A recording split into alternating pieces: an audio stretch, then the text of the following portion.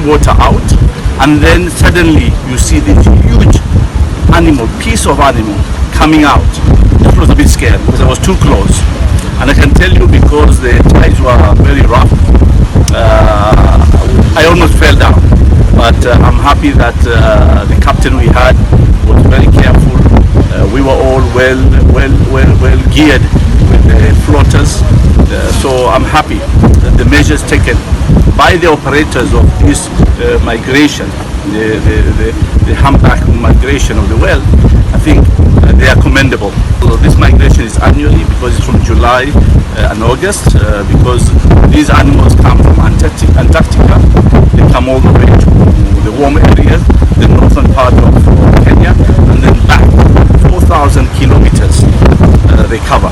This is the longest trip a mammal like this can do. So yes, it's exciting.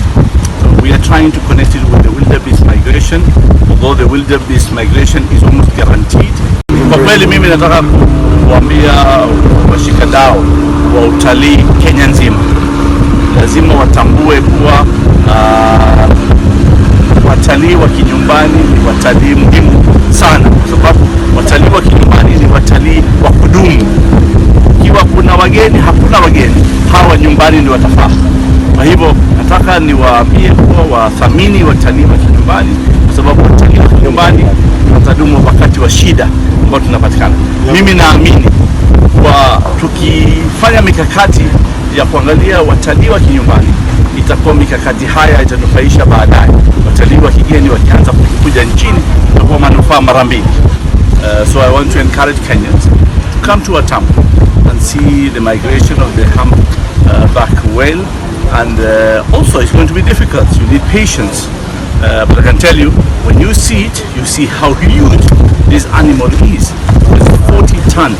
And the baby, just a newly born baby, is 1 ton. So you could imagine the size. But the most important thing here, we are the coastal beaches of Kilifi County and the white sandy beaches.